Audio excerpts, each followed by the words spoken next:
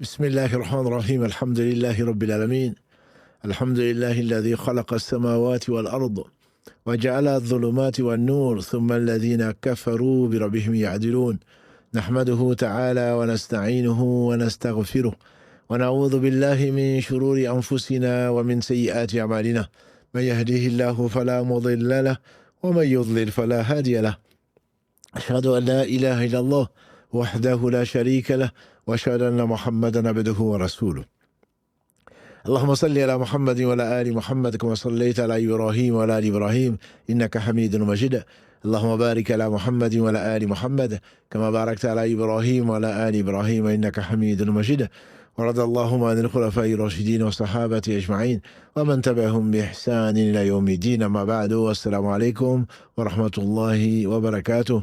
Mes sœurs, mes frères, les louanges, les remerciements, les éloges n'appartiennent qu'à Allah. Le premier qui n'a pas de début, le dernier qui n'a pas de fin.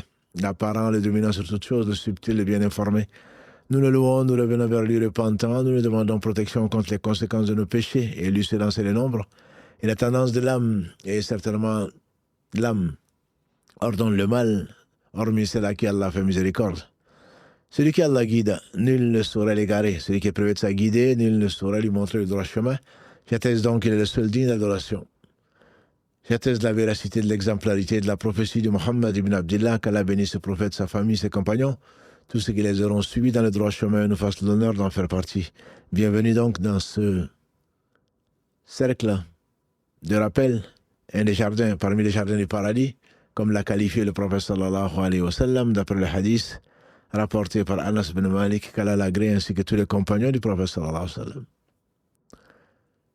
Ce live fait partie donc c'est le deuxième épisode de ce que nous avons voulu appeler les leçons du Coran. Les leçons du Coran, c'est que l'on peut tirer donc du Coran comme leçon, bien sûr, il y a pléthore. Il y a pléthore, mais on va essayer, Inch'Allah, de résumer ce qu'Allah nous aura facilité à partir de ce qu'il nous a enseigné. Et c'est pendant le mois de Ramadan que le Coran a été révélé, comme il le dit dans le verset 185 de la sourate Al-Baqarah. Shahru Ramadan alladhi unzila fihi al-Qur'an. C'est pendant le mois de Ramadan que le Coran a été révélé. Hudan linnas wa bayinat min al-huda wal-furqan. Guidé ou guide pour les gens. Et critère de distinction entre le mal et le bien. Donc, voilà le Furqan. Cette distinction qu'Allah a mis dans le Coran. C'est pour cela qu'il faut comprendre que c'est l'un des meilleurs, des plus grands bienfaits d'Allah subhanahu wa ta'ala sur les univers, notamment sur ceux qu'il a guidés, qu'Allah nous compte parmi ceux-là, qu'Allah nous honore avec ce qualificatif de guider. En effet, l'homme a été créé pour l'adorer Allah subhanahu wa ta'ala comme on le sait. Allah dit dans le verset 56 de la sourate 51, Al-Dhariyat, وَمَا خَلَقْتُ الْجِنَّ وَالْإِنسَ إِلَّا لِيَعْبُدُونَ مَا أُرِيدُ مِنْهُم مِّن رِزْقٍ وَمَا أُرِيدُ أَن يُطْعِمُونَ إِنَّ اللَّهَ هُوَ الرَّزَّاقُ ذُو الْقُوَّةِ الْمَتِينُ. Je n'ai créé, dit Allah subhanahu wa ta'ala, les djinns et les hommes qu'afin qu'ils m'adorent. Je ne leur demande pas à manger, je ne leur demande pas de pourvoir à quoi que ce soit. C'est Allah qui pourvoit à tous les besoins, subhanahu wa ta'ala. Et donc ce Seigneur, subhanahu wa ta'ala, qui a créé l'homme faible, qui a créé l'homme ignorant, tout simplement. Ignorant, comme il affirme dans le verset 78 de la sourate An-Nahl, sourate 16, les abeilles, et quelle belle sourate, que les savants appellent parfois la sourate des bienfaits. Allah rappelle combien de tant de bienfaits qu'il a accordé à l'homme, et que si tu les comptes, wa in ta'udu ni'matallahi la tuhsuha, comme il le dit dans le verset 18 de cette même sourate. Si Allah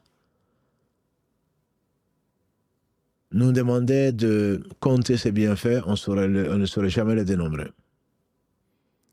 Et il dit, subhanahu wa ta'ala, lui sachant tout, dans cette même sourate, donc verset 78, dans le verset 78 de la sourate 16, Allah dit, والله أخرجكم من بطون أمهاتكم لا تعلمون شيئا وجعل لكم السمع والأبصار والأفئدة لعلكم تشكرون. C'est Allah qui vous a fait sortir du ventre de vos mères alors que vous étiez ignorants, ne sachant rien. لا تعلمون شيئا. Mais vous ne saviez absolument rien. وَجَعَلَ لَكُمُ السَّمْعَ وَالْأَبْصَارَ وَالْأَفْئِدَةَ. Il vous a donné, lui, la vue et le cœur, afin que vous soyez remerciants. Afin que vous soyez remerciants. Donc l'homme sort ignorant en ne sachant rien. On ne sait que ce qu'Allah subhanahu wa ta'ala nous a enseigné. Et cette ignorance se manifeste de tout point de vue, en particulier dans l'engagement que l'homme a pris devant Allah subhanahu wa ta'ala, et Allah a tiré des reins d'Adam, c'est que vous savez, sa progéniture, nous avons tous témoigné qu'on adorait qu'Allah subhanahu wa ta'ala, verset 172 de la sourate 7. Mais avant, notre père Adam, alayhi salam, a accepté ce fardeau qui l'honore, qui est al-amana, qu'on traduit souvent par la responsabilité ou le dépôt de confiance. Dans la sourate 33, verset 72, Allah dit subhanahu wa ta'ala, Inna aradna al-amanata ala samawati wal ardu wal jibal. Nous avons proposé cette amana, cette responsabilité, ce dépôt de confiance, à la samawat, aux cieux, à la terre et aux montagnes. Ils ont tous été effrayés et ont décliné l'invitation.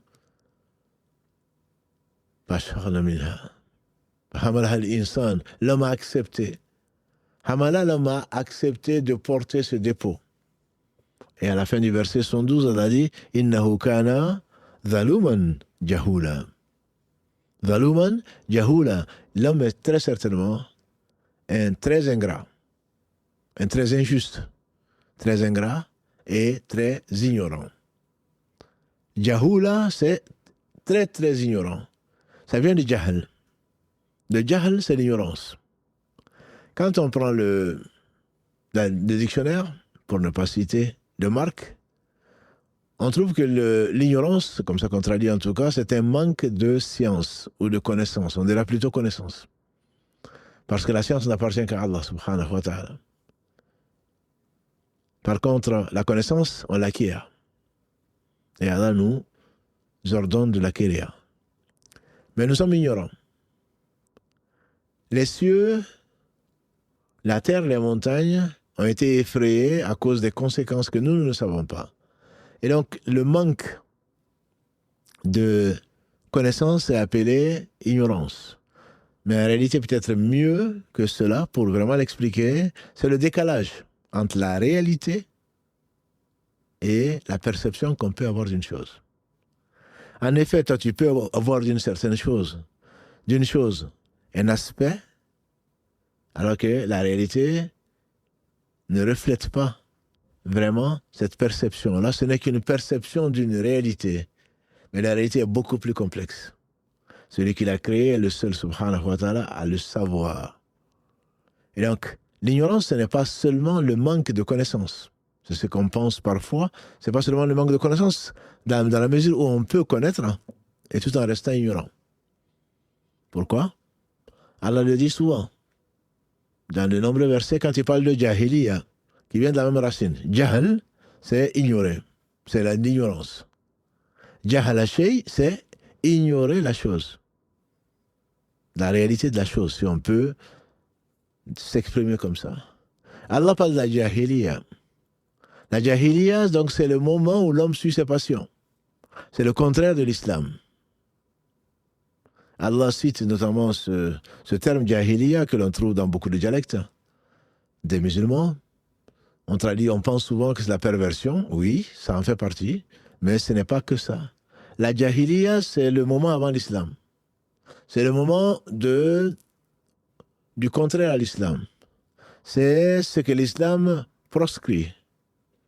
Et que l'islam est venu pour faire sortir les gens justement des ténèbres vers la lumière.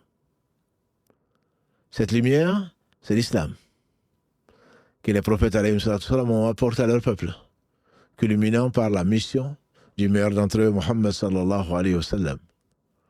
Donc, tout ce qui s'oppose à la sagesse que l'on trouve dans l'islam est appelé jahiliya. Allah en parle, en particulier dans la sourate 3,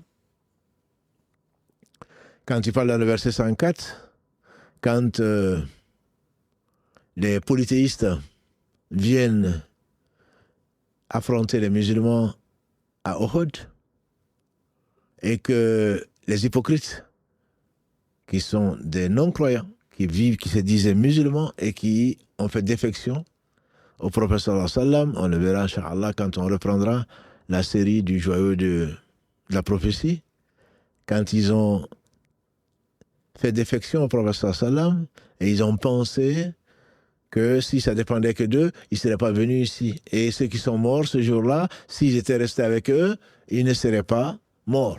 Allah parle ici de dhanna jahiliya. C'est des présomptions, c'est des soupçons, c'est des conjectures de l'avant-islam, parce que ce n'est pas la réalité. Opposé donc à la réalité. Il dit également, subhanahu wa ta'ala, dans la sourate 5, verset 50, sourate al-Ma'idah, quand il parle de hukmul jahiliya, parlant donc des gens qui utilisent des jugements autres que ce que Allah subhanahu wa ta'ala a fait descendre, donc des jugements de l'ignorance, opposés au jugement, bien sûr, de la science, de la connaissance. Allah parle également dans la sourate 48,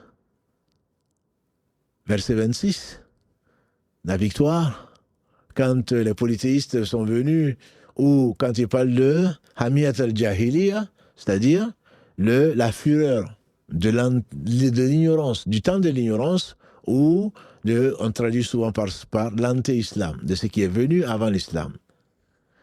Et il parle enfin, donc à quatre fois dans le Coran, et la quatrième fois, c'est quand il parle des femmes du prophète sallallahu alayhi wa sallam, c'est plus facile à retenir, c'est la sourate 33, verset 33.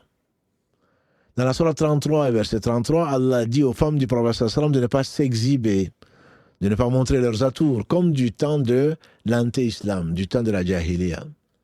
Donc voilà, pour cerner un peu le sujet de l'ignorance, du temps de l'ignorance. Le temps de l'ignorance n'est pas un manque de connaissances. Actuellement, beaucoup de gens peuvent penser qu'ils sont évolués, qu'ils connaissent. C'est le temps de la conquête de Mars, de la découverte de ceci et de cela, mais néanmoins, ça reste appelé dans le Coran et dans l'islam en général de la jahiliya, dans la mesure où c'est basé sur les observations qui ne voient qu'un aspect, comme Allah subhanahu wa ta'ala le dit dans la sourate 30, ils ne connaissent que quelques aspects de la vie de ce bas monde. Alors que par rapport à l'au-delà, ils ne connaissent pas grand-chose. Donc celui qui pense connaître, en réalité, il ne connaît qu'un aspect, et c'est même de l'orgueil, quelque part, qui est l'une des sources de tous les péchés. Moi je suis, moi je sais, moi je crois. Voilà. Et qui tu es pour te prendre pour une référence. Celui qui se prend comme une référence, très certainement, est un jahil, c'est-à-dire c'est un ignorant. Mais en réalité, l'ignorance est considérée dans le Coran comme tout ce qui va à l'encontre donc de ce que Allah a aimé et ordonné et par miséricorde accordé aux fils d'Adam et aux djinns pour avoir une vie saine dans ce bas monde. Dans la sourate 12, Yusuf, alayhi salam, le verset 33, quand la femme d'Aziz, la femme du vice-roi, si on peut l'appeler ainsi, la femme d'Aziz a essayé de le séduire. Il a demandé protection auprès d'Allah. Il dit que de lui écarter ces stratagèmes de ces femmes, parce que si jamais il ne le fait pas, subhanahu wa ta'ala, il tombera dans leur piège et il sera parmi les jahilin, c'est-à-dire parmi les désobéissants. Parmi les désobéissants, dans le sens de le fait donc de désobéir devient de l'ignorance.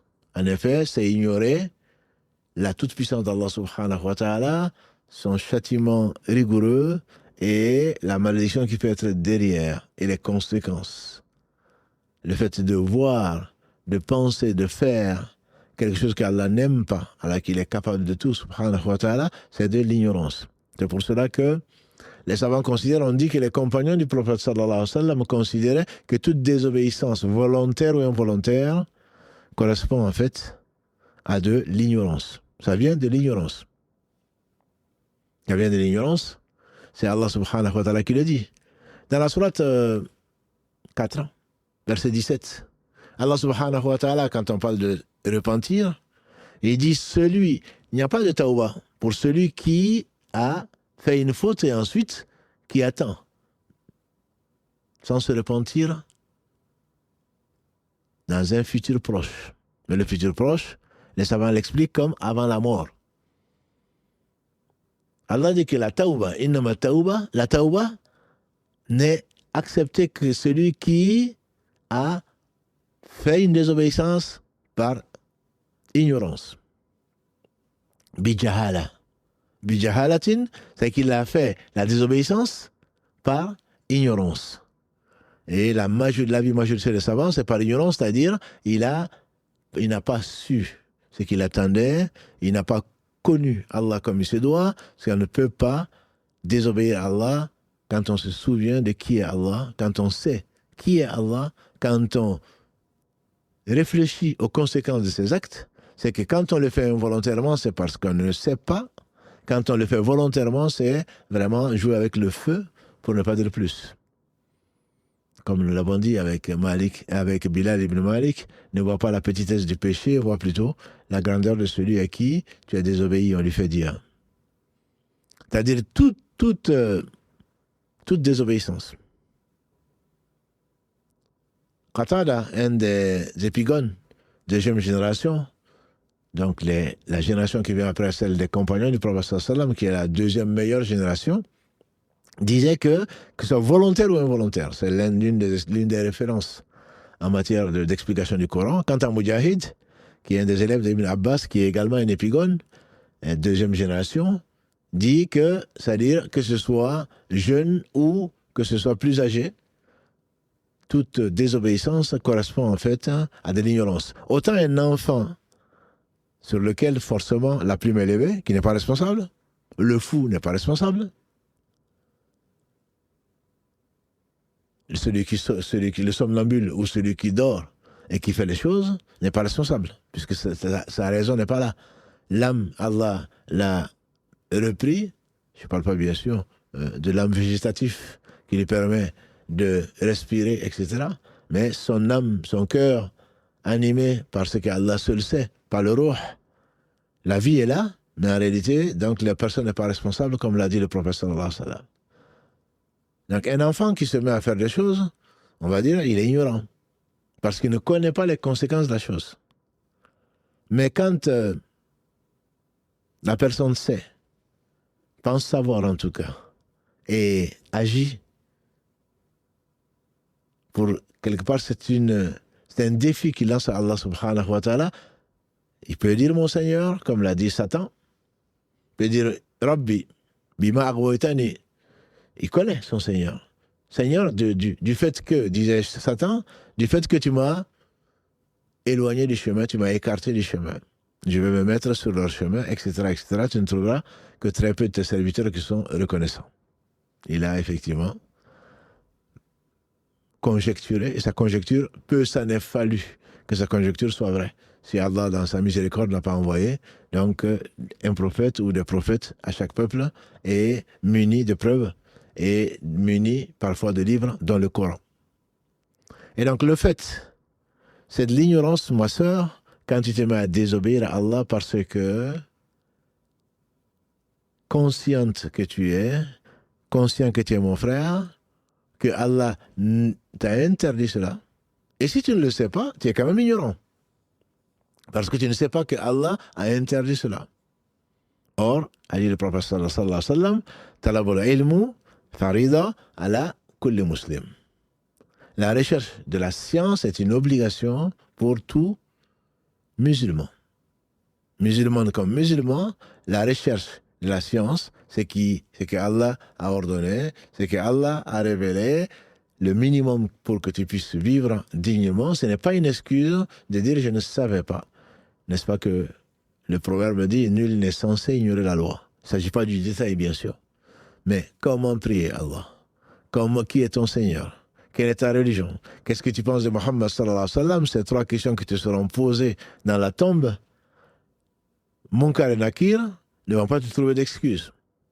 Personne de responsable, j'entends, à partir de la puberté qui, dans sa période de raison, qui n'a pas perdu la raison entre-temps, dans ta courte vie, tu n'auras pas d'excuse de dire « je ne sais pas ». Quand on va te demander quel est ton Seigneur, quelle est ta religion, qu'est-ce que tu penses de Mohammed sallallahu alayhi wa sallam, tu ne peux pas dire « je ne savais pas ». Celui qui le dit, bien sûr, méritera ce qu'il méritera, et ce sera le châtiment, et qui va continuer jusqu'au jour du jugement dernier, où il ira, comme Pharaon, condamné à plus grave châtiment, à plus ignominieux châtiment, comme Allah le lui promet dans le verset 46 de la sourate 40. Matin et soir, on va lui montrer sa place en enfer. Le feu de l'enfer leur sera montré, dit Allah subhanahu wa ta'ala par rapport à Pharaon. Et le prophète sallam l'a confirmé, bien sûr. Il ne saurait y avoir de contradiction entre les deux, entre ce qu'il dit, sallallahu alayhi wa sallam, ce qu'il a dit et qui a été authentifié, et ce qui a été révélé sur lui, puisque tous deux font partie de la révélation. Matin et soir, le feu leur sera exposé dans la tombe, et le jour de la résurrection, on dira, ramenez, poussez Pharaon et sa famille au plus châtiment des supplices, au plus dur, au plus humiliant des supplices, qu'Allah nous en préserve. Tout ceci pour dire que toute désobéissance, on dit que les compagnons du prophète sallam étaient unanimes pour dire que toute désobéissance à Allah subhanahu wa ta'ala est ignorance, est due à l'ignorance, est un comportement de jahil, quelqu'un qui ne sait pas, quelqu'un qui ne connaît pas plutôt, Allah seul sait, quelqu'un qui ne connaît pas. Si effectivement Allah subhanahu wa ta'ala, dans sa miséricorde, nous a fait descendre la science, il aurait pu, subhanahu wa ta'ala, nous laisser comme on était et nous a confié la raison, à laquelle souvent il fait référence, qui nous distingue du règne animal et d'autres règnes, et donc il aurait pu nous laisser comme ça. Mais par pure miséricorde, il nous a envoyé la science au travers des prophètes alayhim salam. Si le Coran est un livre de guide, c'est Allah qui le dit. Dans le verset 2 de la sourate al-Baqarah, après dans le verset 1, il dit Alif Lam Mim. Dans le verset 2, il dit ذَلِكَ الْكِتَابُ لَا رَيْبَ فِيهِ هُدًى لِلْمُتَّقِينَ. Ce livre, point de tortuosité, point sans doute dessus, est un guide pour les pieux. Dans le verset 185 de cette même sourate 2, Allah dit شَهَرُ رَمَضَانَ الَّذِي أُنزِلَ فِيهِ الْقُرْآنُ هُدًى لِلنَّاسِ. C'est pendant le mois de Ramadan que le Coran a été révélé comme guide pour les gens. On parle dans cette série du Coran et des leçons du Coran. Alors, quelqu'un qui est ignorant, peut-il te montrer le chemin? Certainement pas, on le sait. On ne va pas demander, à moins de se moquer de lui, à un aveugle de te montrer le chemin. On va demander à un voyant de te montrer le chemin. Un aveugle que Allah a éprouvé et que s'il patiente, il ira au paradis, n'est pas chargé de te montrer le chemin, il ne le connaît pas, il ne le voit pas, il ne peut pas te guider. C'est pour cela que la guidée est d'Allah subhanahu wa ta'ala, et ensuite, il la confie une partie aux gens qui ont la science. Ce sont les gens qu'il aime, c'est les gens qu'il a préférés. Je parle bien des gens qui ont de la science, je ne dis pas que ce sont des instruits. Des instruits, il y en a, dont Satan, qui connaît qui est son Seigneur, simplement qui par orgueil, donc par ignorance et par ingratitude, a désobéi à son Seigneur, le nôtre, subhanahu wa ta'ala. La guidée, disent les savants, est on peut la résumer à quatre façons de guider. L'imam Ibn Qayyim, qu'Allah lui fasse miséricorde, il parle de 10 catégories de guidée, mais on ne va pas rentrer dans cela. Et la guidée, c'est donc Allah subhanahu wa ta'ala a tout guidé, tout ce qu'il a créé. Alladhi khalaqa fa sawwa walladhi qaddara fa hada, dans la sourate 87. Sabbihisma rabbika al-a'la, célèbre la louange de ton Seigneur le très élevé, dans son être, dans ses noms et attributs, dans tous ses actes, qui oscillent d'une part entre sa bienveillance, sa miséricorde, sa bonté vis-à-vis de toutes les créatures, et c'est lui qui nous a créés, qui a tout créé sans besoin, et sa justice, elle, basée sur son omniscience, c'est le Al-Alim, celui qui sait tout, et sur sa sagesse. Et donc Allah subhanahu wa ta'ala, il a guidé toutes choses. Ne pense pas que les choses ne sont pas guidées. C'est pour cela qu'on dit qu'on est ignorant. Parce qu'on n'a pas la connaissance. Il y a des connaissances que ce que Allah subhanahu wa ta'ala nous a donné comme connaissance. Et au-dessus de chaque connaissant, on peut dire, alim. Au-dessus de chaque connaisseur, il y a plus savant. Allah le dit dans la sourate Yusuf 12, verset 76. Et bien sûr, le seul qui sait tout, c'est Allah subhanahu wa ta'ala. Les autres sont des instruits, et il peut y avoir parmi eux des gens qui ont un peu de science, dont les prophètes alayhi salam, et des gens qui ont hérité des prophètes, puisque, comme l'a dit le prophète sallam, les prophètes n'héritent, les savants sont les héritiers des prophètes. Les prophètes ne laissent ni dinar, ni dirham. Ce qu'ils laissent, c'est la science. Et celui qui en a pris un peu a eu une belle part. Et donc, Allah subhanahu wa ta'ala a rapproché ces gens qui sont les prophètes et les gens qui sont leurs héritiers. Et notamment, il dit en réalité que ne craignent Allah subhanahu wa ta'ala, verset 28 de la sourate 35. Innama yakhsha Allah min ibadihi al-ulama. En réalité, ne craignent vraiment Allah que les savants. Ils le craignent parce qu'ils l'aiment, parce qu'ils connaissent ce qu'il sait. Ceux qui connaissent Allah subhanahu wa ta'ala lui obéissent. Ceux qui connaissent Allah subhanahu wa ta'ala accueillent les ordres d'Allah subhanahu wa ta'ala par l'islam, c'est-à-dire par la soumission. Et ils regardent ces ordres avec glorification et avec amour. Parce qu'ils savent que c'est lui, s'il décrète une chose, c'est parce que c'est la meilleure des choses qui puisse être faite. Autrement, il ne l'aurait pas fait.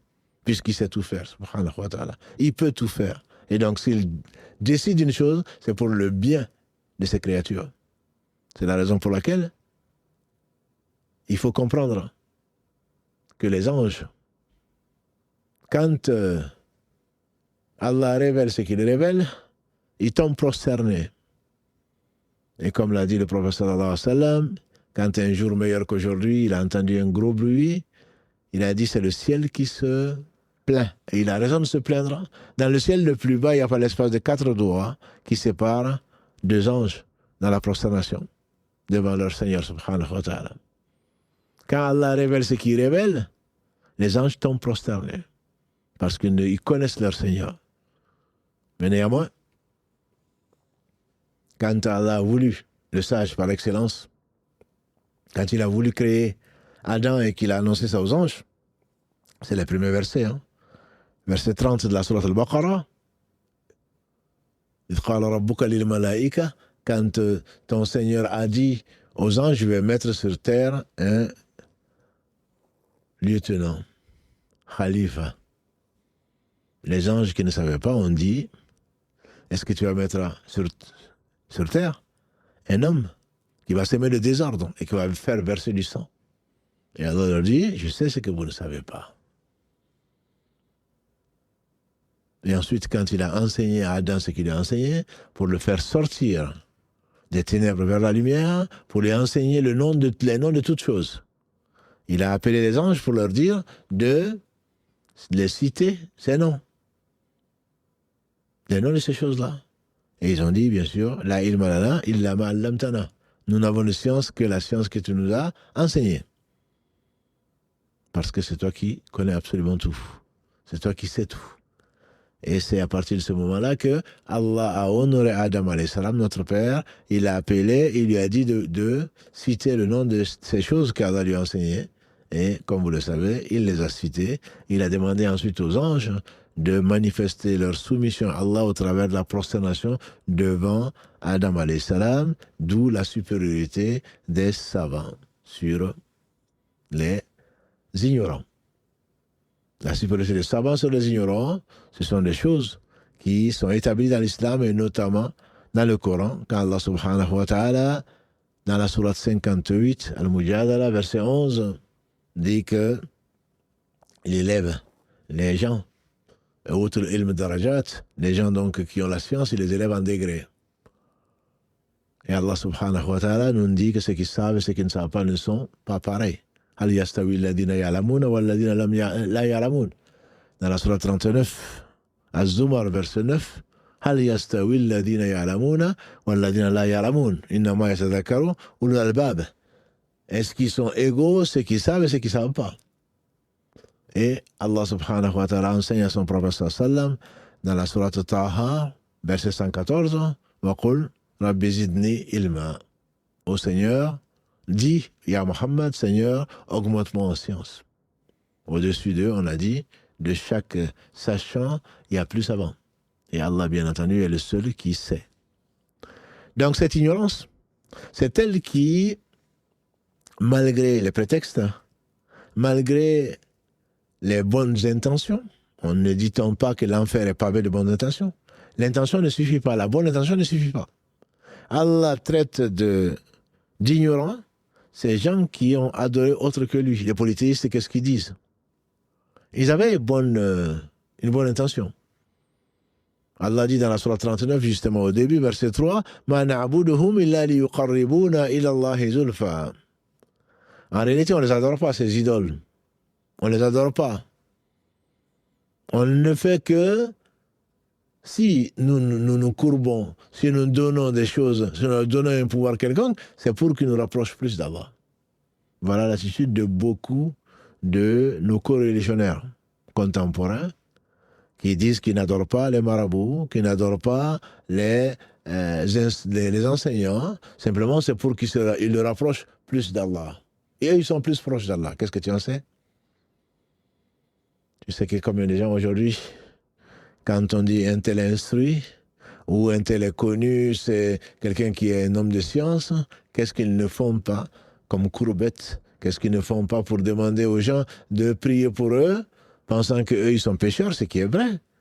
Mais celui pour qui vous vous courbez est peut-être pire encore que vous. Peut-être qu'il a encore plus de péchés. Parce qu'il va peut-être prendre, il sera peut-être un leader qu'Allah nous préserve, des gens de l'enfer, qui vont lui reprocher de les avoir égarés. Quand Nuh alayhi salam est venu comme premier messager interdire à son peuple d'adorer autre qu'Allah subhanahu wa ta'ala, leur prétexte c'était quoi? C'était pour se rapprocher d'Allah. C'est comme ça qu'ils ont inventé le polythéisme, à savoir représenter d'abord par des images et ensuite par des statues les gens bien d'avant, sur lesquels aujourd'hui on met des mausolées, on construit des mausolées. Et comme ça, vous allez vous en souvenir. Et ensuite, quand il pleut, quand il ne pleut pas plutôt, quand vous avez un quelconque souci, invoquez-les pour que, auprès d'Allah subhanahu wa ta'ala, ils vous invoquent et ils sont plus proches d'Allah. Qu'est-ce que tu en sais? Qu'est-ce que tu en sais? Ils sont plus proches d'Allah. Et ceux que l'on calomnie en disant qu'ils sont plus proches d'Allah et qu'il faut passer par eux pour atteindre Allah, seront les premiers ennemis. Seront les premiers ennemis des gens qui les ont associés à Allah. Et ils sont complètement innocents. Je pense à Jésus alayhi salam. Je pense aux différentes personnes de qui on pense du bien. Bien entendu que jamais ils n'ont associé quoi que ce soit à Allah. Allah dit subhanahu wa ta'ala dans la sourate Az-Zumar encore, les groupes. وَلَقَدْ أُوحِيَ إِلَيْكَ يَا مُحَمَّدْ وَلَقَدْ أُوحِيَ إِلَيْكَ. Il t'a été révélé, ô Muhammad, وَلَقَدْ أُوحِيَ إِلَيْكَ وَإِلَى الَّذِينَ مِنْ قَبْلِكَ لَئِنْ أَشْرَكْتَ لَيَحْبَطَنَّ عَمَلُكَ وَلَتَكُونَنَّ مِنَ الْخَاسِرِينَ. Il t'a été révélé, ô Muhammad, ainsi qu'à ceux qui t'ont précédé, que si tu associes quoi que ce soit à Allah, tes œuvres seront nulles, annulées, et tu feras partie des perdants. Ça, c'est Muhammad sallallahu alayhi wa sallam. Que dire alors des autres?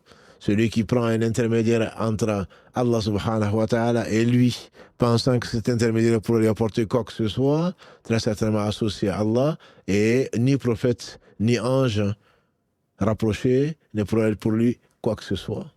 Parce que les serviteurs d'Allah, entre Allah et sa créature, il n'y a que soumission, acceptation. Pourquoi? Parce qu'on sait qu'on est ignorant et qu'Allah sait.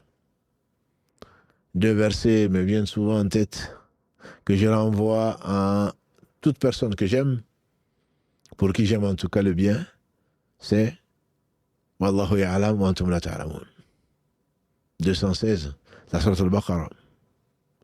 Allah reprend les mêmes termes dans le verset 232, juste quelques versets après, de la sourate al-Baqarah. Wallahu ya'lam wa antum la ta'lamun. Il a dit ceci également aux anges. Allah sait et vous, vous ne savez pas. Allah sait et vous, vous ne savez pas. Quand il a dit aux anges, inni a'lamu ma la ta'lamun. Je sais ce que vous ne savez pas. Pourquoi? Parce que Allah c'est Al-Alim. C'est lui qui sait tout. C'est la réalité, c'est lui qui l'a créé. Allah ya'lamu man khalaqa wa huwa al-latiful khabir. Allah dit dans la sourate que vous lisez tous les soirs, je l'espère, dans la sourate 67 Al-Mulk, Allah ya'lamu man khalaqa. Est-ce qu'il va ignorer celui qui a créé?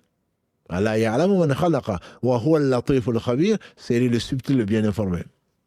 Sourate 67, verset 14. Allah ya'lamu man khalaqa. Bien sûr qu'Allah sait. C'est pour ça qu'on parle de la science, c'est Allah. La science, le détenteur de toute science, c'est Allah. Il n'y a pas une feuille qui tombe. Il n'y a pas une contraction. Il n'y a pas ce que tu ressens. Ce qui est encore plus subtil dans ton cœur. Et le subconscient. Il n'y a pas, ni dans le ciel, ou ni dans les cieux, ni sur la terre. En toi-même et ailleurs, et tous les endroits lui appartiennent, subhanahu wa ta'ala, il n'y a absolument rien du présent comme du passé, du futur, de ce qui n'est pas arrivé également. Quand ça va arriver, et ce qui ne va pas arriver, et si ça serait arrivé, qu'est-ce que ce serait? Allah seul le sait. Al-Alim. Bien entendu, il y a beaucoup de leçons à tirer de cela, mais avant toute chose, de savoir que, comme le disait Mohammed Shankiti, qu'Allah lui fasse miséricorde, c'est le plus grand sermonneur. Quand tu veux faire quelque chose, cache-toi de toi-même. Tu ne peux pas te cacher d'Allah subhanahu wa ta'ala. Ferme les portes. Va au fin fond du désert. Sache qu'Allah, il te voit. Sache qu'Allah, il sait. Avant de t'avoir créé, il sait absolument tout. C'est pour cela qu'il est le seul juste, subhanahu wa ta'ala. Il sait la réalité des choses qu'il a créées. Tu ne peux rien faire sans qu'il le crée.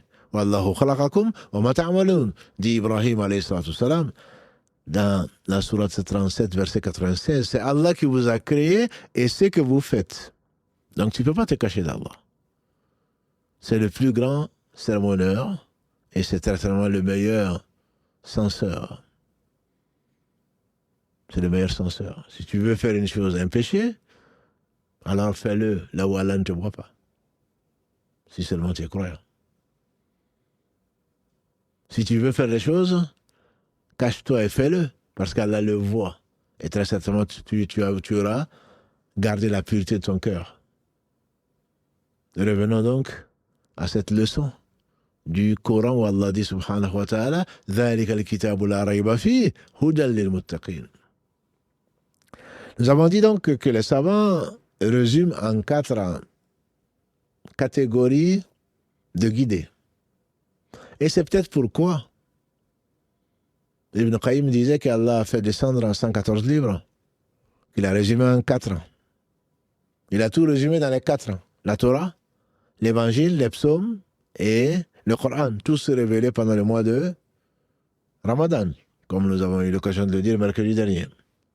Allah a révélé les feuilles de Daoud, les feuilles de Ibrahim alayhi salam, la première nuit du Ramadan. Après 6 nuits, il a révélé la Torah à Moussa alayhi salam. Après 13 nuits, il a révélé l'évangile à Jésus alayhi salam. Et après 18 nuits, il a révélé le Zabour, les psaumes à Daoud alayhi salam. Et enfin le Coran, après 24 nuits, dans cette version, dans le Musnad de l'imam Ahmad. Qu'Allah lui fasse miséricorde. Allah a tout résumé, dit Ibn Qayyim, tous les livres, c'est 3 en particulier dans le 4e qui est le Coran, qu'il a préservé, alors que tous les autres livres, Allah n'a pas voulu qu'il reste dans l'état dans lequel il a envoyé à Moïse, à Jésus et à Daoud. On en trouve certainement les traces, mais ce n'est pas l'original entre guillemets. Le Coran, s'est chargé de le préserver, comme vous le savez. Alors, ce Seigneur a tout mis dans le Coran, la Torah, l'Évangile, les psaumes, et tout ce qu'il a révélé aux différents prophètes. Et tout le Coran, dit Ibn Qayyim, il a résumé dans la Fatiha. Et dans la Fatiha, il a tout résumé dans le verset 4, Iyyaka na'budu wa iyyaka nasta'in. Mais la plus grande invocation, le plus grand besoin de l'homme, c'est la guider. Quand tu te confies à Allah, quand tu dis c'est toi que j'adore, c'est pourquoi tu as été créé, et quand tu dis que tu as besoin de lui, voilà l'adoration. Je ne peux t'adorer, oh Allah, que par ton aide. Parce que je n'ai ni poids, je n'ai ni force, ni quoi que ce soit, c'est toi qui as toute la force. La hawla wa la quwwata illa billah. Al-awqala, comme disent les Arabes, la hawla wa la quwwata illa billah. Il n'y a des forces de puissance que par Allah subhanahu wa ta'ala. Donc je me soumets à Allah, je m'humilie devant Allah en disant que je veux t'adorer parce que tu as voulu faire de moi un adorateur, mais je ne saurais le faire que par toi. Et ensuite tu demandes quoi? Ni du pain, encore moins du vin, ni quoi que ce soit, même pas une femme pieuse. 17 fois par jour, au moins tu reviens vers Allah, sachant que c'est la guidée qui est la plus importante. Ihdina sirata al-mustaqim, guide-nous dans le droit chemin. Si tu le savais très certainement, tu t'arrêterais sur ce verset-là. Ihdina sirata al-mustaqim. Guide-nous donc dans le droit chemin. C'est pour cela que Allah a révélé le Coran. C'est ce qu'il te dit. Dans le verset 185 de la sourate Al-Baqarah. Hudan linnas wa bayyinat min al-huda wal furqan. Moi je ne sais pas. C'est Allah seul qui sait. Et c'est Allah qui a tout enseigné à l'homme. C'est le premier verset, ma soeur. C'est le premier verset, mon frère. Que Allah a fait descendre sur Muhammad sallallahu alayhi wa sallam à la grotte de Hira. Iqra, bismi rabbika alladhi khalaq. خلق الإنسان من علق اقرأ وربك الأكرم الذي علم بالقلم علم الإنسان ما لم يعلم.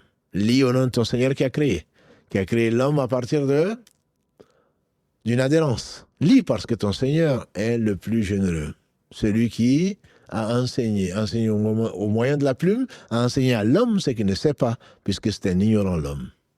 L'homme ne sait pas. C'est Allah qui lui a enseigné. Et il se donne l'ordre d'apprendre, même à quelqu'un qui ne savait ni lire ni écrire, et qui n'avait rien reçu avant cela. Comme Allah le dit dans la sourate 42, verset 53, tu ne savais avant, tu n'écrivais pas, ni de la droite, ni même tu n'avais rien reçu. Donc Allah t'a guidé. Allah t'a guidé, tu étais égaré, il t'a guidé. Ceux qui ont compris cela, que la guidée est la chose la plus importante, ont compris que ce livre est béni parce que justement Allah a voulu faire de ce livre une guidée. Il a guidé les gens. Il y a une guidée qu'on appelle la guidée qui concerne toute créature, si on peut l'appeler ainsi. Les animaux en particulier. N'as-tu pas vu que ton Seigneur a révélé ce qu'il a révélé à l'abeille? C'est étonnant. C'est étonnant. Ça, c'est une inspiration.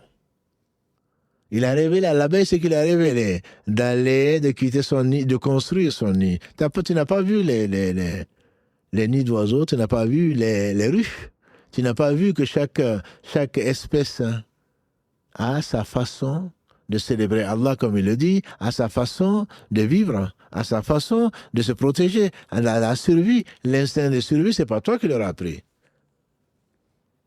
Ce n'est pas les anthropologues non plus, ni les entomologues, pour parler des insectes.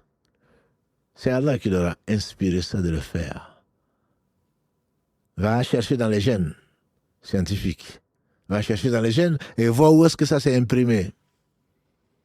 C'est Allah qui a révélé comme le nom, comme la sourate 29 le dit, qui sont les abeilles. Allah a inspiré aux abeilles d'aller butiner toute fleur, que ce soit sur les montagnes, que ce soit n'importe où, et d'aller les butiner pour en faire ensuite du miel où il a mis une guérison.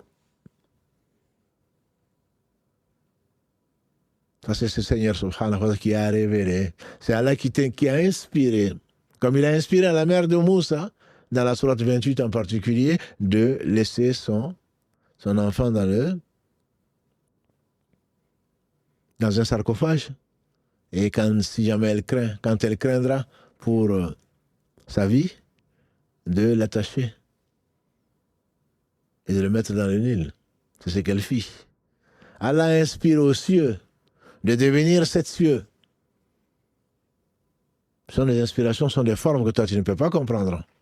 Et toi, prétentieux que tu es, orgueilleux que tu es, tu te dis non, je ne comprends pas, donc c'est pas vrai. Mais comment ça peut se faire?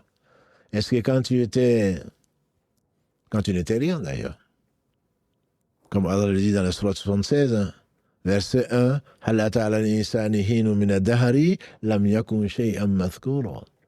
un temps n'est-il pas venu où l'homme n'était même pas une chose mentionnée. Tu n'étais même pas mentionné, ma soeur, avant de devenir ma soeur.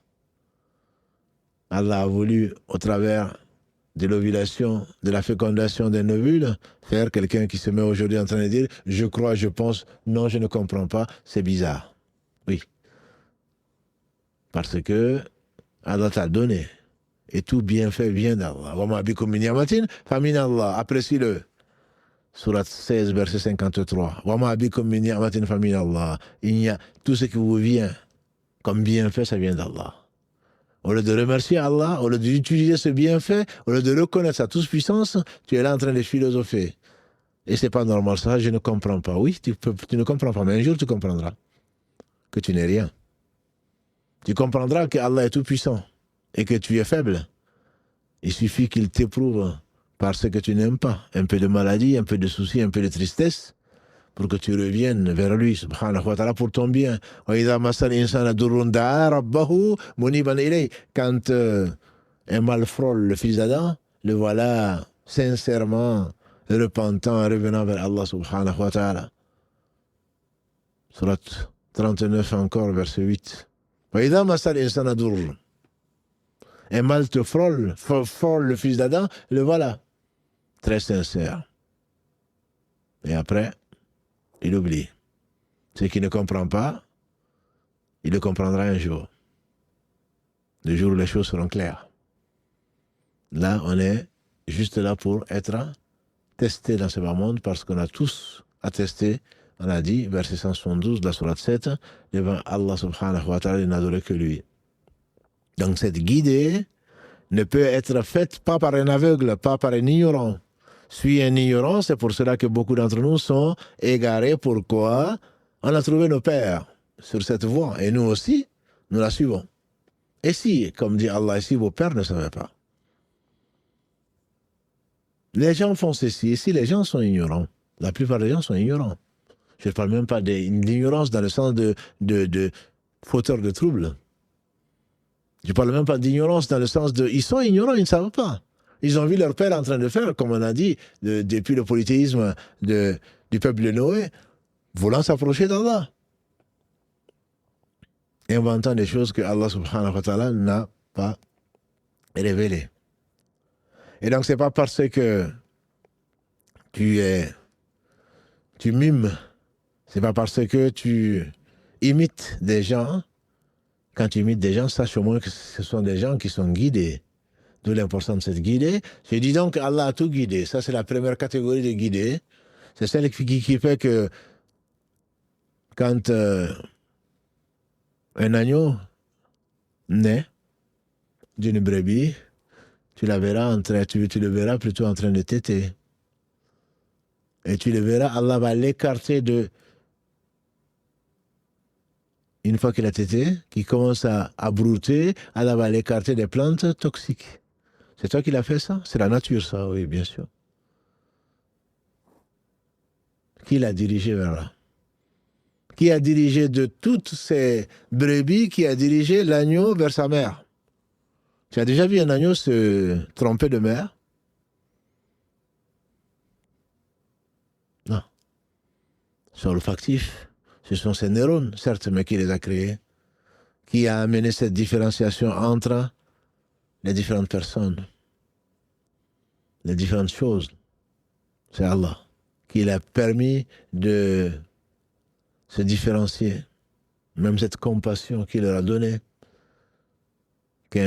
comme l'a dit le prophète sallam, la miséricorde d'Allah, quand il a créé, c'est lui qui a tout créé sans besoin, il a divisé en 100 parties, il n'a fait descendre qu'une seule partie depuis qu'il a créé, et jusqu'à la fin des temps, et de cette partie procède le fait qu'une jument, quand elle met bas, elle lève le pied pour ne pas écraser son poulain.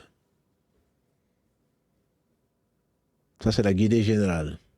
Allah guide la jument vers quoi? Vers le fait de ne pas écraser et tuer son poulet. C'est qu'elle portait en elle. Comme pour les autres, d'ailleurs. Ça, c'est la guidée générale. Et si on connaît Allah, certainement on l'aime. Et si je ne te parle pas du corps humain, je ne te parle pas de l'odorat, je ne te parle pas de l'appareil digestif, je ne te parle pas de l'appareil circulatoire, je ne te parle pas de tout cela. Allah a tout créé dans la perfection, comme il le faut. Quand il le faut, et ce qu'il faut, il sortira de là tout ce qui est inutile ou qui est toxique. Et le reste te permet de vivre. Je ne parle pas de l'appareil respiratoire. Comme je disais encore hier, ce qui m'étonne, c'est la miséricorde de mon Seigneur. Simplement, imaginons qu'il nous demande de choisir entre boire et parler, boire et respirer, qui te permet en même temps de dormir et de te reposer la nuit et de faire travailler le jour, qui te permet en même temps de regarder et de parler en même temps. Imaginons qu'Allah te donne le choix entre parler, boire, respirer, manger, de choisir. Qu'est-ce que tu ferais? Aucun choix ne serait viable parce que tu vas mourir, sans l'un comme dans l'autre. Gloire à Allah subhanahu wa ta'ala, Seigneur du monde. Donc ça, c'est la première catégorie de guidés. Dans la petite brochure, comment un scientifique dit pourquoi il croit en Allah, il parle de ce dont il parle entre le soleil, s'il était à quelques kilomètres de la Terre plus proche, il n'y aura pas de vie sur la Terre parce qu'il ferait trop chaud. Sa chaleur a tout brûlé. S'il était un peu plus loin que ça, il n'y aura pas de vie sur Terre parce que la Terre allait geler. La Lune, s'il était un peu plus proche de la Terre, il y aurait des marées qui allaient envahir la Terre, etc., etc. Que le saumon, il parle d'un saumon, une catégorie de saumon qui est en Australie, qui va descendre l'océan, qui va venir pondre, qui va quitter l'océan Pacifique, qui va venir pondre dans l'océan Atlantique et va mourir là. Des saumons. C'est Dieu qui a voulu qu'ils vont mourir là. Ils vont transporter des œufs qui vont venir pondre dans l'océan Atlantique alors ils viennent de l'océan Pacifique. Ils vont mourir dans l'océan Atlantique. Les petits saumons qui ont été pondus, les œufs qui ont été pondus, qui ont donné les petits saumons, vont remonter le cours pour aller jusqu'à l'océan Pacifique où leur mère ou leurs parents sont partis. Et qui leur a dicté ceci? Tout ceci fait partie de la guidée d'Allah subhanahu wa ta'ala. Bref, la deuxième catégorie de guidés, c'est Allah qui guide tout un chacun. Par le Coran, c'est comme cela que les savants expliquent Hudan linnas, à tout le monde. Croyants, non-croyants, orgueilleux, vantards, avares, généreux. Allah met dans le Coran tout ce dont on a besoin pour passer de ce bas monde sans se perdre. Et on ne saurait jamais remercier Allah comme il se doit. Comme il a mis avant dans la Torah pour les fils d'Israël, puisque tous les prophètes ont été envoyés à leur peuple, comme il a complété la Torah par l'évangile pour les fils d'Israël. Et certainement pour d'autres peuples, il a envoyé également d'autres choses pour nous montrer à tout un chacun. Personne ne viendra demain en disant « je ne savais pas ». Personne ne viendra à demain en disant je ne savais pas. On a dit talab al-ilm farida ala kulli muslim. La recherche de la science est une obligation pour chaque musulman, pour chaque homme. Cette guidée, ça c'est bien, ça ce n'est pas bien. Faites ça, ne faites pas ça. C'est ça la guidée globale, la guidée générale, comme on dit. Al-hidayah, al-irshad. Voilà le bien. Irshad, c'est le fait de guider. La guidée de démonstration. Quant à la réussite, Allah l'a donné à certains, qu'on appelle donc la troisième catégorie de guidée, qui est la guidée de tawfiq. Tu ne pourrais le faire que grâce à Allah subhanahu wa ta'ala. C'est un cadeau divin. Et on remercie Allah subhanahu wa ta'ala. À la guidée de Irshad, à la guidée de montrer, la guidée de démonstration, la guidée de montrer aux gens ce qu'il faut, ce qu'il est bien, Allah a associé les hommes. Donc, les prophètes, alayhi salatu wassalam, ils sont venus pour ça. Ils sont venus pour montrer le chemin. Et ensuite, leurs héritiers. Et ensuite, chacun d'entre nous, pour montrer à nos enfants, à nos voisins, aux gens qu'on rencontre, ce que Allah aime et agrée. On participe ainsi à la guidée des gens. Mais Allah dit à son prophète, tu ne guides pas, ya Muhammad, qui tu aimes, mais tu guides, mais c'est Allah qui guide qui il veut. S'agissant bien sûr de son oncle, Abu Talib, verset 28, et surat 28, verset 56. Tu ne guides pas, ya Muhammad, qui tu aimes, mais c'est Allah qui guide qui il veut. Cette guidée, Allah seul la donne. Ni prophète. Autrement, il aurait certainement guidé son oncle. Ibrahim alayhi salam aurait peut-être guidé son père. Mais là, c'est l'unicité dont on parlera chez Allah plus tard. Allah seul guide, donne la réussite dans la guidée. Quant au fait de montrer le chemin, Allah a associé, subhanahu wa ta'ala, lui qui se passe d'associer, a associé les prophètes, les savants, toute personne qui veut guider quelqu'un d'autre. Il a dit à Ali, le prophète sallam a dit à Ali, ya Ali, marche doucement sur la forteresse de Khaybar. Si par toi Allah guide quelqu'un, c'est mieux pour toi que les chameaux roux.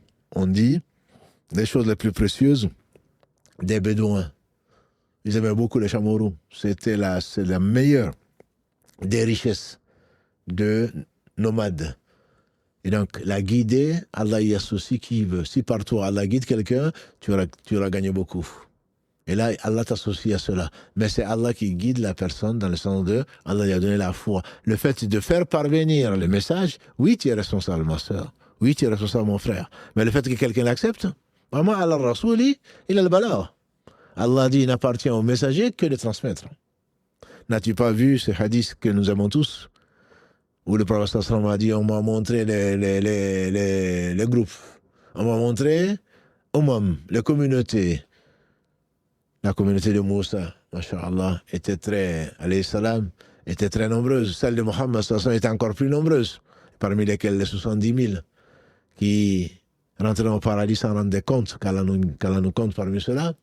Et il a dit également, j'ai vu des prophètes, il y en a eu qui n'avaient que quelques suiveurs.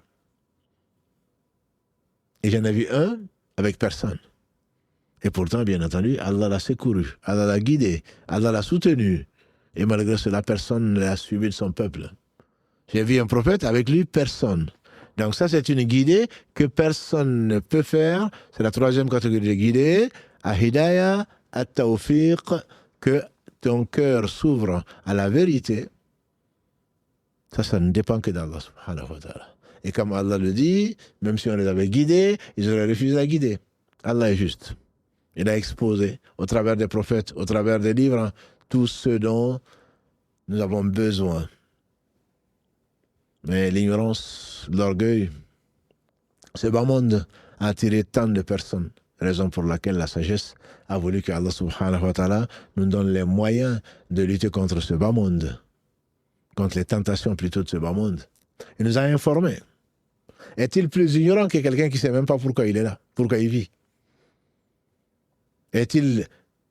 Y a-t-il plus ignorant quelqu'un qui ne sait pas où il va? Qu'est-ce qu'il va devenir? Y a-t-il plus ignorant que quelqu'un qui ne sait même pas d'où il vient? même s'il a le prix Nobel. Est-ce qu'il est savant? Non. Un peu de ce bas monde. En réalité, pour l'au-delà, il n'est pas au courant. Il ne sait pas ce qui va arriver. Les gens, ils ont dit, j'ai pas de preuves. Tu en auras. Je prends Allah témoin que tu en auras. Le jour où tu rencontreras l'ange de la mort, tu sauras que la vérité était ce qu'Allah a révélé. Ce Seigneur, subhanahu wa ta'ala, a voulu une quatrième catégorie, disent les savants, de guider, qui est donc la guider vers le paradis. Allah dit, subhanahu wa ta'ala, dans le verset 43 de la sourate 7 à l'Araf, quand les gens du paradis rentreront au paradis, diront Alhamdulillahi alladhi hadana li hadha wa ma kunna linahtadiya lawla an hadana Allah. C'est ce que je dis souvent à l'introduction des lives. Alhamdulillah. Louange, toutes les louanges, tous les éloges, tous les remerciements appartiennent à Allah qui nous a guidés vers ça, vers le paradis. Nous, on n'aurait pas été guidés si nous n'avait pas guidés. C'est une certitude. C'est Allah qui guide vers le paradis. C'est lui qui nous fait sortir vers les ténèbres de l'ignorance, vers la lumière de l'islam. Et au travers de la foi et sa manifestation pour aller, qui a conduit ensuite, grâce à lui, vers le paradis, puisque, comme on le sait, le prophète sallallahu a dit, même moi, je ne sais pas ce qu'Allah fera de moi. Hadith rapporté par l'imam Bukhari. Dans une autre version que l'on connaît mieux, hadith, les actes d'aucun d'entre vous ne fera rentrer au paradis. On dit même toi, il dit même moi, si Allah ne me fait pas miséricorde. Donc tout bien vient d'Allah. Le fait que tu aies la foi, c'est Allah seul qui doit te remercier. Ce n'est pas tes efforts. N'as-tu pas vu qu'il y a plus fort, qu'il y a plus âgé, qu'il y a plus instruit que toi et qu'il n'a pas? Allah guide qui il veut. Et il laisse dans l'égarement les orgueilleux et les ignorants dans le sens de ceux qui ne savent pas pourquoi ils sont là. Et qui se contentent de manger, de boire comme des animaux. Et donc Allah guide qui il veut. La quatrième façon ou catégorie de guider, c'est cette guidée-là qu'Allah va inspirer, qui va donner aux gens qui seront au paradis, qu'Allah nous compte parmi ceux-là. Et comme l'a dit le prophète sallam, aucun d'entre vous au paradis ne se trompera de maison. Tu n'auras pas besoin de Google Maps. Tu n'auras pas besoin de savoir par quelle rue il faut que je passe pour aller. Non. Le paradis est plus vaste que les cieux et la terre et personne ne sera gêné par un voisin. Tu n'en auras pas. C'est facile à Allah. Sa promesse est vraie. Donc, quand on dit que le Coran est une guidée pour les gens, donc cette guidée donc, est la deuxième catégorie de guidée, le fait de montrer le chemin. Voici le chemin. Quand Allah dit que c'est une guidée pour les pieux, deuxième verset de la sourate Al-Baqarah, c'est pour dire que ceux, effectivement, à qui Allah a permis, qu'Allah a honoré par la foi, se guident au travers des directives qu'Allah a mis dans le livre, qui résume tous les autres livres, qu'il a mis dans le livre, qui montre la voie, qui a mis dans le livre, qui rappelle ce qui est arrivé à ceux qui ont été guidés et ceux qui n'ont pas été guidés. Mais de tout cela, si Allah le veut, Inch'Allah, on reviendra dessus pour le détailler. Donc la guidée ne peut être montrée, ne peut être donnée que par Allah subhanahu wa ta'ala, ne peut être montrée que les gens qui ont appris, qui savent à partir de quoi? À partir d'une source, la source pure, la vérité entière, qui est la réalité elle-même, puisque c'est lui qui l'a créée. Ce n'est pas des aspects de la vie de ce bas monde, des aspects d'une situation quelconque. Certains connaissent un peu de ça, un peu de cela. Il y a toujours plus savants, mais le seul savant, c'est Allah subhanahu wa ta'ala, dont la miséricorde est infinie. La science d'Allah, on ne peut pas en parler.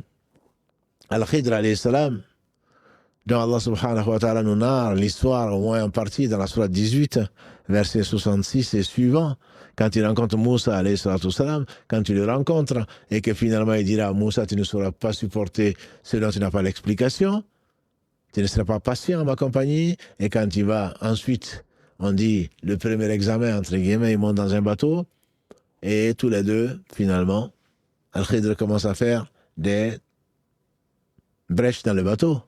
Mais ce qui m'intéresse là, c'est l'aspect poétique. Il y a un moineau ou un oiseau qui s'arrête, qui se met sur le rebord du bateau et qui prend 2 gorgées d'eau. Et le Khidr qui dit à Moussa, Moussa, vois-tu, la science qu'Allah t'a donnée, la Torah, la science que moi il m'a donnée de ce que tu ne sais pas, de l'avenir, nos deux sciences réunies, et pourtant Allah a parlé de vive voix à Moussa. Moussa, c'est le plus grand messager des fils d'Israël. On dit même qu'il vient en 3e position après Mohammed sallallahu Ibrahim. Parmi les 5 Ulul Azm min al-Rusul. Il a dit, vois-tu Moussa, la science que Allah t'a donnée, la science qu'il m'a confiée, les 2 sciences ne représentent pas par rapport à la science d'Allah, pas plus que ces quelques gorgées d'eau que l'oiseau vient de prendre par rapport à l'étendue de la mer. Par rapport à l'étendue de la mer. On n'a pas vraiment estimé Allah comme il se doit. Il est Al-Alim, celui qui sait absolument tout. Qu'Allah soit loué, subhanahu wa ta'ala, et qu'il nous donne un peu de science, surtout qu'il nous tire notre ignorance, et on le loue, entre autres, de nous avoir donné l'islam, de nous avoir fait sortir des ténèbres vers la lumière, et ceux qui étaient instruits parmi nous, de leur avoir donné la connaissance, la vraie connaissance, comme le dit Ibn Qayyim, al-ilm, qala Allah, qala Rasulullah, qala Sahaba. La vraie science, c'est Allah a dit, le messager a dit, les compagnons ont dit. Parce qu'ils ont tenu de Muhammad sallallahu alayhi wa sallam. Et Muhammad l'a tenu de Allah subhanahu wa ta'ala. Wa ma yantiqu anil hawa. On revient souvent dessus, ce verset. C'est versets 3 et 4 de la sourate 53. Il ne parlait pas de lui-même. In huwa illa wahyun yuha. Ce n'est qu'une révélation, une inspiration révélée. Et donc lui le tient de son Seigneur subhanahu wa ta'ala. Ça, c'est la science. Tout autre que ça n'est que ignorance. J'ai dit ignorance, encore une fois, ce n'est pas, c'est une connaissance d'un aspect de la chose, mais pas tout l'aspect. Allah seul sait tout. Mais c'est l'expression utilisée, malheureusement, pas toujours à bon escient, Allahu A'lam. Et Allah sait encore plus. Et Allah seul sait tout. Ça dépend de comment on le traduit. Quel que soit ce que tu vas dire, il y a toujours plus. Ce n'est qu'un aspect de la vérité. Ce n'est qu'un aspect de la réalité. Ce n'est qu'un aspect de la chose. Allah seul embrasse tout de sa science, subhanahu wa ta'ala. Et on demande à Allah, subhanahu wa ta'ala, de bénir Mohammed, sa famille, ses compagnons, tous ceux qui les auront suivis dans le droit chemin, et qui nous fassent l'honneur d'en faire partie. Subhanak Allahumma bihamdika, ashhadu an la ilaha illa anta, astaghfiruka wa atubu ilayk. Juste avant de terminer, qu'Allah bénisse la sœur de Lyon, qui nous a proposé de trouver à notre sœur, vous savez, qui a été très éprouvée et qu'on a eu au téléphone plusieurs fois, les lundis, et qui devait se faire opérer par un neurochirurgien qui avait demandé conseil lors de sa dernière intervention. Une sœur de Lyon s'est proposée pour l'aider, puisqu'elle travaille à l'hôpital, une sœur ou un frère, désolé, puisqu'il travaille à l'hôpital, de pouvoir lui trouver un rendez-vous plus proche pour avoir au moins un deuxième avis de neurochirurgien. Donc, si la sœur nous écoute, ou si vous connaissez cette sœur, donc, qui est passée plusieurs fois à l'antenne, au moins 2 fois à l'antenne, pour nous parler de ses soucis, de son épreuve, si vous la connaissez, si elle peut, Inch'Allah, nous contacter pour qu'on puisse se donner... qu'elle écrive donc, Inch'Allah, qu'elle écrive en privé pour qu'on puisse, Inch'Allah, la mettre en contact avec cette personne, je pense que c'est une sœur, mais Dieu seul sait, avec cette personne de Lyon que nous remercions. Parce que, comme nous avons dit, c'est vraiment une famille. Alhamdulillah, c'est une famille. Et quand un membre nous manque, et Karim va mieux, même si ça pourrait être mieux, comme il le dit, il va mieux, alhamdulillah, mais il est toujours éprouvé. Mais alhamdulillah, malgré cela, qu'Allah le bénisse, malgré cela, il contribue et grandement au succès donc, de la réalisation donc de ces lives. Comme vous le savez, c'est mercredi et samedi. Samedi, Islam au quotidien. Mercredi, la médecine du cœur. Et là, on parle donc des leçons du Coran. Et à partir de la semaine prochaine, Inch'Allah, quand on arrivera au 20, on va essayer de faire des lives en direct, comme vous les aimez, pendant les nuits de Ramadan, c'est-à-dire 2h ou 3h du matin. On vous en fixera, Inch'Allah, le créneau horaire. Et ça, tous les soirs, Inch'Allah, pour rechercher avec espoir, avec foi et espoir de la récompense, la nuit du Qadr, la nuit du destin, qui vaut plus que 1000 mois. Mais on reviendra, Inch'Allah, sur cette question-là. Subhanakallahumma bihamdika, ashhadu an la ilaha illa anta, astaghfiruka wa atubu ilayk. Subhana rabbika, rabbil izzati amma yasifun, wa salamun ala mursalin, walhamdulillahi rabbil alamin. Wa assalamu alaykum wa rahmatullahi wa barakatuh.